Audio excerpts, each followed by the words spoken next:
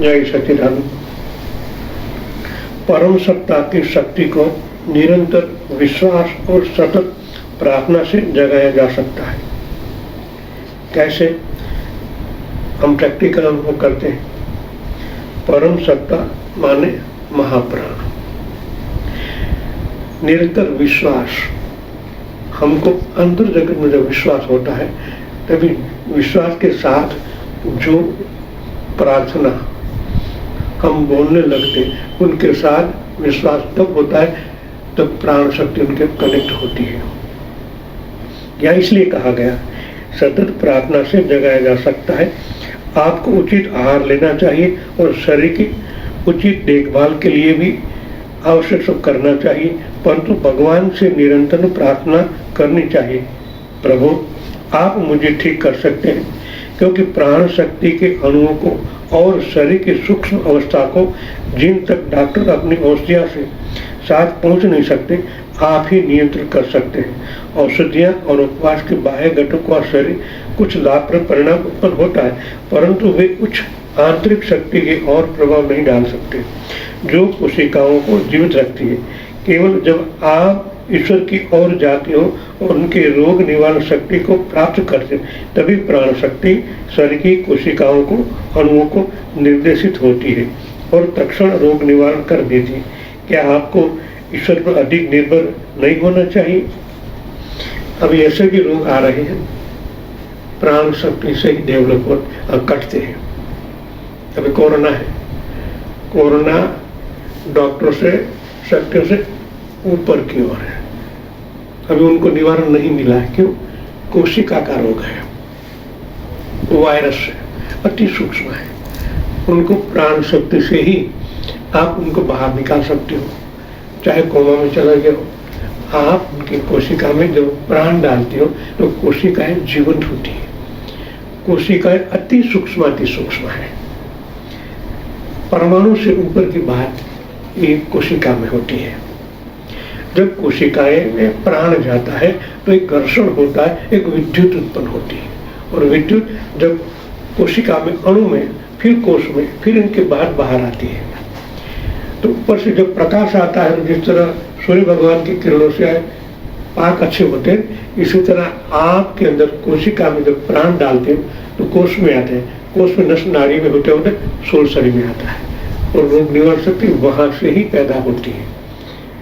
योगानंद जी ने अभी कहा है, अगर आज हम प्रैक्टिकल देख रहे हैं कैसा होता ही है प्राण शक्ति से। अभी और भी अब जो रोग आएंगे इस लेवल के ही आएंगे।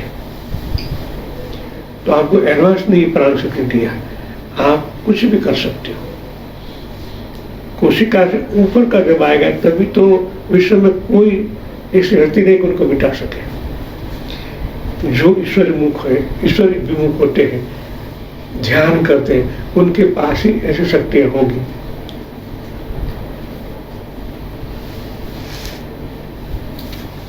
उस परम सत्ता की शक्ति से ही समस्त आणविक ऊर्जा कंपायमान है।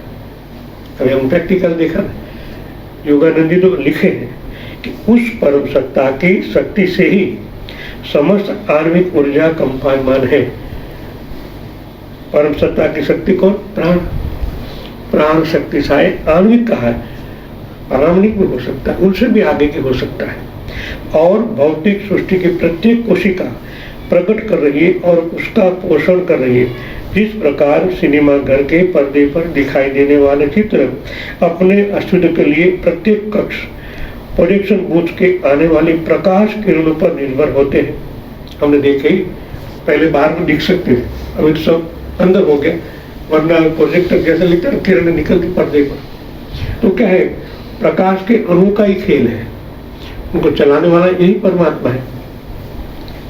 उसी प्रकार हम सब अपने अस्तित्व के लिए ब्रह्मांडीय किरणों पर अनंतता के प्रोजेक्शन बूथ से निकलने वाले दिव्य प्रकाश पर निर्भर है। जब आप उस प्रकाश को खोजेंगे और उसे पालेंगे तब आप शरीर की समस्त अव्यवस्थित कोशिकाओं को अणुओं, विद्युत अणुओं एवं जीवन अणुओं की पुनर्रचना करने की उसकी असीम शक्ति को देखेंगे। कितना सत्य लिखा है, आज हम उनको प्रैक्टिकल कर रहे हैं। या लास्ट में कहा ना, विद्युत अणुओं एवं जीव अणुओं की पुनर्रचना। जीव अणुओं ने कोशिका, उनकी असीम शक्ति को देखेंगे, उस परम रोग निवारक के साथ संपर्क कीजिए। कहने का मतलब ये कि जो ब्रह्मांड में ऊर्जा है, प्रकाश ऊर्जा है, उनके साथ हमें एक होना है।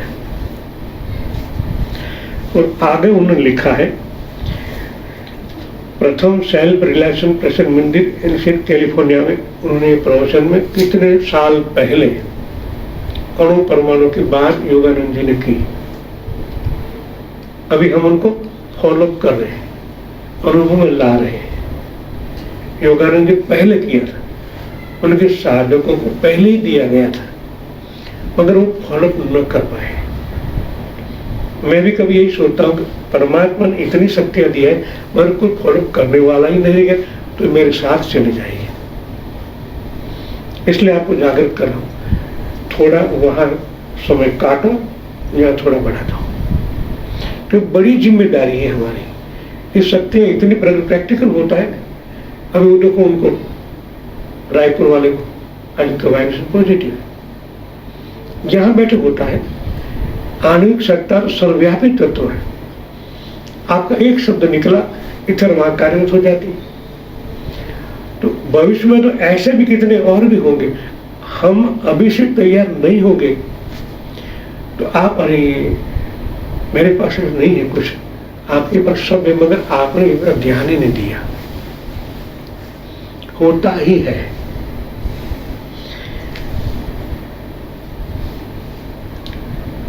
टोटल साइंस पर योगानंद ने कहा है, विश्व में प्रत्येक वस्तु ऊर्जा अथवा स्पंदन से बनी हुई है। एक वाक्य में कितना बहुत कह दिया। विश्व में प्रत्येक वस्तु, मानव की बात नहीं, हर एक में वही अणु है। कभी घनीभूत है, कभी ऊर्जावंत है। शब्दों का स्पंदन व्यापक रूप में विचारों के स्पंदन की स्थूलतम अभिव्यक्ति है।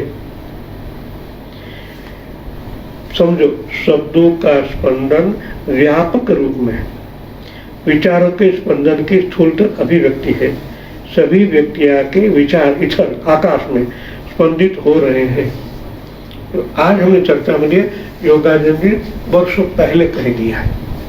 समर्थ पुरुष थे, देख सकते थे, तो अपने साधकों के लिए पुस्तक लिखे, मगर उनको फॉलो नहीं करता कोई।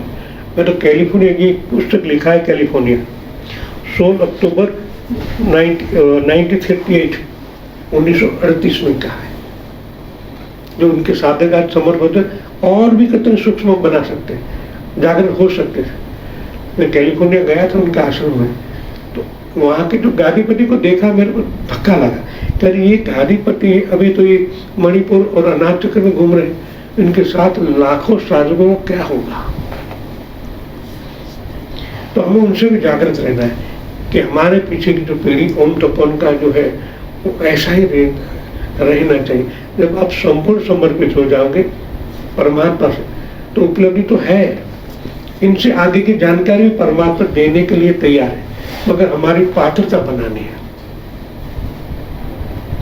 क्योंकि विचारों के स्पंदन की दर इतनी अधिक होती है कि इसलिए उसका अभी तक वहां पता नहीं चल पाया है। परंतु यह सौभाग्य है कि हम सभी व्यक्तियों के विचार नहीं जानते। रेडियो के माध्यम से आप केवल बटन दबाते हैं और लीजिए आप संगीत एवं आवाजें सुनने लगते हैं। यदि आकाश में व्याप्त बौद्धिकता न होती जिसके द्वारा रेडियो तरंगे आपके ऊपर तक पहुंचती है, तो आप सारे विभिन्न प्रसारों का एक साथ तुरंत सुन सकते। ईश्वर ने आकाश की रचना और उन्होंने योजना बनाई है कि मनुष्य रेडियो और रेडियो तरंग स्पंदनों की रचना करेगा, जिन्हें इस माध्यम के द्वारा संचारित और ग्रहण किया जा सकेगा। रेडियो तरंगे संचारण के लिए ईथर पर निर्भर है और प्रसारण, ब्रॉडकास्टिंग तथा ग्रहण के विस्तार के लिए विद्युत पर निर्भर है। रेडियो प्रसारण की ध्वनियों आकाश में सदा विद्यमान है, परंतु रेडियो उपकरण के बिना हमें सुनाई नहीं देती। यही समझना है, रेडियो प्रसारण की ध्वनि आकाश में सदा विद्यमान है। ऋषि मुनि परंपरा से आज तक की जो भी घटना है टोटली रिकॉर्ड है। मगर अब कहा दूसरा क्या कहा, पर रेडियो उपकरण के बिना हमें सुनाई नहीं देती, प्राण के बिना आप उनको पकड़ नहीं पाओगे, है सब, पर आपके लिए उपलब्ध नहीं है, आपने कनेक्शन किया ही नहीं है। जब कनेक्शन कर देते हो तो उनके सार स्तर की टोटली जानकारी आपके हाथ में आ जाती है, 1 सेकंड भी नहीं लगती। तो हमें इतना ही आगे बढ़ना है, हम और हमारे आने वाली पीढ़ी के लिए आप कुछ कर पाओगे। जो हम वारसा देते हैं हमारे बच्चों को, पैसा दोगे तो उनके भाग में होगा तो मिलेगा, वरना चला जाएगा। मगर ये आध्यात्मिक वारसा कभी नष्ट नहीं होता, उनके अंदर अवतरित हो जाता है तो परमानेंट जागृत रहता है। क्योंकि वो जो रेडियो उपकरण है, इसी तरह आपके स्पंदन उनके वो जागृत है, चेतन है, बालक भी उनके अंदर अवतरित हो ही जाएगा, उनके अंतकरण में रिकॉर्ड हो जाएगा। आपने जब भी उनके साथ बात की, स्पंदन उत्पन्न हुई, हमारे कुटुंबी जनों के साधक के साथ जो भी बात होती है अभी भी रिकॉर्ड हो रहा है, ये दुनिया अभी भी रिकॉर्ड हो रही है। जो उस लेवल पर होगा अनुभव कर पाएगा, सीधी बात है।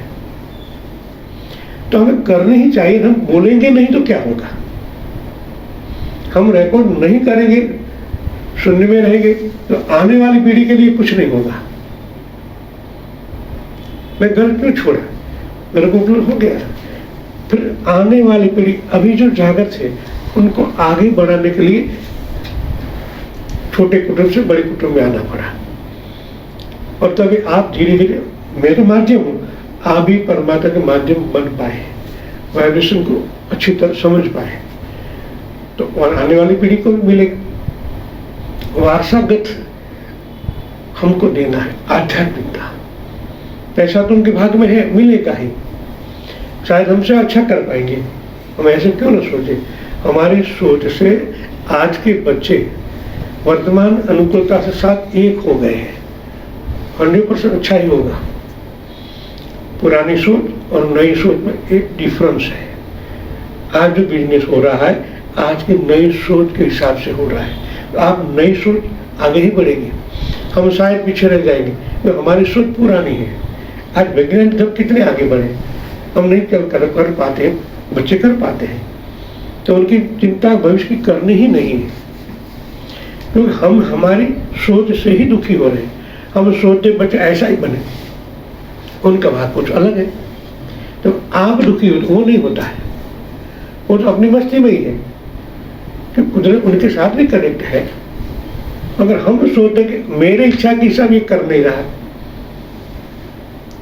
तो हमारे भी पर वापस ले जाए, इसको आगे चलने दो। देखो हम अभी अमेरिका गए तो 12 महीने का बच्चा को पानी में फेंक देते, प्रैक्टिकल देखा, और तरता भी है वो, और हम बच्चा डूब जाएगा, ये तो नानो से सोच इतनी है, और तुरंत तरने लग जाता है।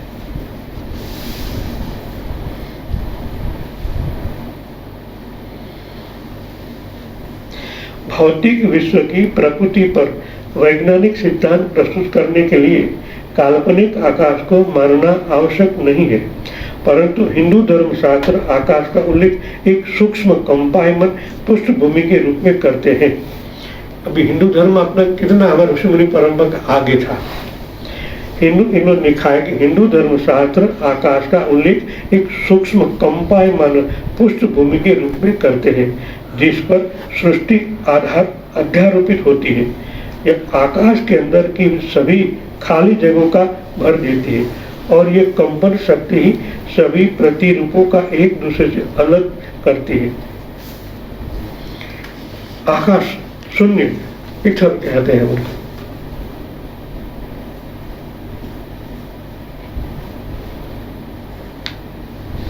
हम सब मानवीय रेडियो हैं। आप दूसरों के विचार संदेश अपने हृदय द्वारा ग्रहण करते हैं, जो कि भावना का केंद्र है, और आप अपने विचार संदेश आध्यात्मिक क्षेत्र द्वारा प्रसारित करते हैं, जो कि एकाग्रता एवं इच्छा शक्ति का केंद्र है।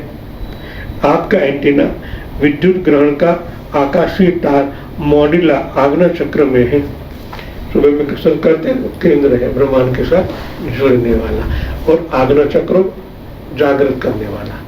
इसलिए इनको प्रैक्टिस करवाई जाती है। जब मणिपुर चक्र से अग्नि चक्र कह रहे तेज तत्व उत्पन्न होता है, यहाँ ही आता है, यहाँ से आगे आता है, इसलिए उनको जागृत एक्टिव करना पड़ता है। ये आकाश एंटीना है। जब इच्छा, कर्ता और ये तीन एक होते हैं तो दोनों एक्टिव होता है।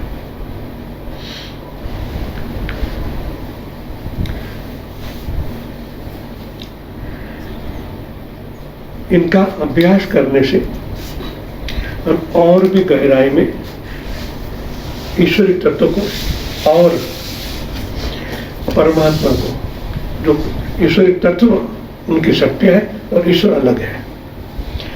ईश्वर शून्य है, महाशून्य है, तो उनमें जो तरंग उठती है वही शक्ति प्रदान है। अभी हम उनके साथ एक होते, इनके द्वारा धीरे धीरे परमात्मा उपलब्ध हो जाएंगे। जय सच्चिदानंद।